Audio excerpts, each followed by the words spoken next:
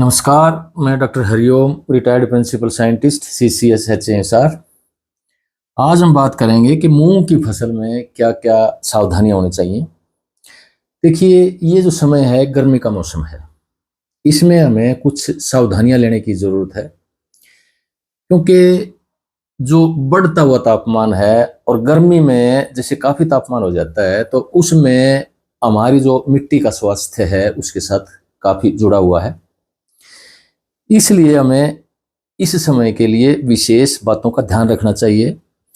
उसमें एक ये है कि इस टाइम पे हमें कोई ना कोई फसल ज़रूर उगानी चाहिए, यानी कि मिट्टी को ढक कर रखना चाहिए। और उसमें सबसे अच्छा साधन इस वक्त ये है कि उसमें हम कोई दलहन फसल उगाएं, या अगर कोई दूसरी सब्जियों की फसल है तो वो उगाएं। लेकिन दलहन फसल की महत्व इसलिए अधिक है क्योंकि ये मिट्टी में नाइट्रोजन फिक्स करती है और जो मिट्टी का स्वास्थ्य है उसको भी बनाकर रखती है और बढ़ाती है।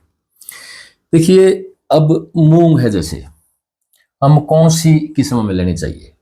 जो इस एरिया के लिए उत्तर पश्चिम भारत का जो एरिया है, पंजाब हरियाणा का एरिया है, इसमें किस्म अच्छी है MH 421।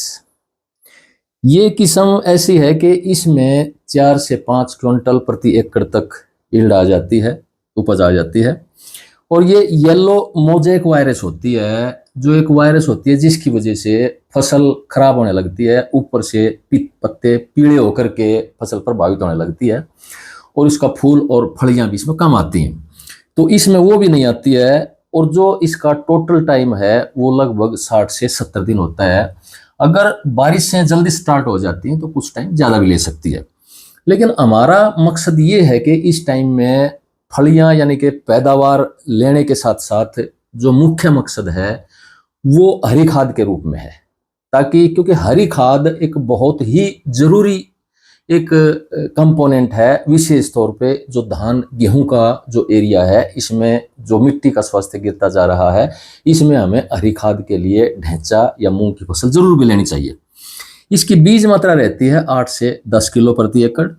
और बिजाई का समय ये है कि अब जैसे गेहूं की कटाई हो चुकी है या खेत खाली हो चुके हैं तो इसकी तुरंत बिजाई हो जानी चाहिए, जितनी भी जल्दी हो सके। और इसकी जो मई का पहला सप्ताह है उस तक तो जरूर भी बिजाई हो जानी चाहिए। इसकी बीज उपचार, जैसे जो किसान भाई प्राकृतिक खेती करते हैं तो बीजामृत के साथ इसका बीज उपचार जरूर करें। और जो बिजाई का तरीका है वो बहुत महत्वपूर्ण है।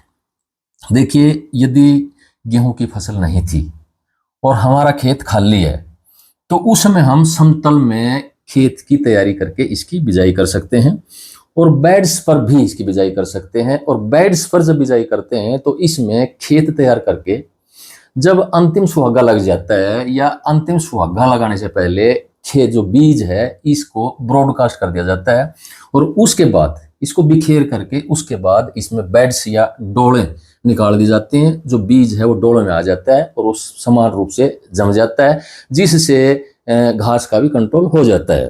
तो अगर गेहूं की फसल ली है और उसमें फसल अवशेष हैं तो फसल अवशेष सबसे पहले इसमें रीपर से भूसा बना लें फसल अवशेषों का। इसके बाद 2-3 तरीके से मूंग की बिजाई कर सकते हैं। एक तो ये है कि अगर यूं लगता है कि हमारे खेत में खरपतवार के बीज ज्यादा हैं और खरपतवार ज्यादा आ सकते हैं तो तापड़ वाली मशीन यानी कि जीरो टिल मशीन से इसकी बिजाई करेंगे तो खरपतवार काफी हद तक इसमें कंट्रोल रह जाएंगे और उनकी समस्या नहीं आएगी। और अगर आपको ये लगता है कि मेरे खेत में खरपतवार के बीज पिछले सीजन के नहीं हैं तो उसमें आप तैयार करके हल्की जुताई करके तैयार करके भी इसकी बिजाई कर सकते हैं। तीसरा तरीका वही है जो बेड्स पर है। तो इसमें बेड्स पर इस तरह से 3 तरीकों से इसकी बिजाई की जा सकती है। अब जो किसान भाई प्राकृतिक खेती करते हैं उनमें जीवामृत और घन जीवामृत अप्लाई करना पड़ता है। जीवामृत जैसे बिजाई से पहले जब हम खेत में सिंचाई देते हैं तो उसमें 1 से 2 ड्रम जीवामृत का सिंचाई के पानी के साथ दें, 2 से 3 भी दे दें, कोई हानि नहीं है, इसका फायदा ही होगा। और जो घन जीवामृत है वो 5 से 10 क्विंटल प्रति एकड़ आप अप्लाई कर सकते हैं जो जब इसकी बिजाई करते हैं। और अंतिम जब इसका सुहागा मारते हैं तो उस या अंतिम टिलर निकालते हैं उसमें तो घन जीवामृत छिड़क करके उसमें सुहागा लगा करके इसकी बिजाई कर सकते हैं। अब बाद में जैसे आप सिंचाई देते हैं, जैसे मूंग में एक तो आमतौर पे अगर आपने खेत की तैयारी करके इसकी बिजाई की है तो इस गर्मी में नमी उड़ जाती है खेत की, तो उसमें 20 से 25 दिन के बाद फसल पानी मांगती है। इसके बाद दूसरी जो सिंचाई देनी है वो फूल आने के बाद देनी है। फूल और फलियां जब बनने लगती हैं तो एक महत्वपूर्ण अवस्था है वो, और तो उस टाइम पे सिंचाई हमें खेत में जरूर भी देनी चाहिए। और अगर इसमें आप देखते हैं कि अगर आपने जीरो टिल मशीन से बिजाई की है तो आमतौर पे आपको पहली सिंचाई की जरूरत नहीं पड़ेगी, क्योंकि इसमें हम मिट्टी को खोलते नहीं हैं, जिसमें घास भी कम आता है और जो नमी है वो भी कम उड़ पाती है, और जो बीज है वो नीचे डल जाता है, उसमें बराबर से नमी बीज को और पौधे की जड़ों को मिलती रहती है, उसमें पहली सिंचाई की कम जरूरत पड़ती है। और इसके साथ साथ जैसे धान गेहूं के खेत हैं या हमारी मिट्टी जो पानी कम पीती है, पानी खड़ा हो जाता है, उसमें रिटेंशन उसकी ज्यादा है, तो वो इसकी जड़ों को प्रभावित करती है। तो उसमें पहला पानी अगर आपने तापड़ में बिजाई की है तो पहला पानी देने की भी जरूरत नहीं पड़ेगी, क्योंकि इन जमीनों में अगर आप जल्दी पानी देंगे तो इसकी जो ग्रोथ है वो प्रभावित हो जाएगी और फसल पीली होकर के इसकी जो बढ़वार है और इसकी पैदावार वो कम हो सकती है।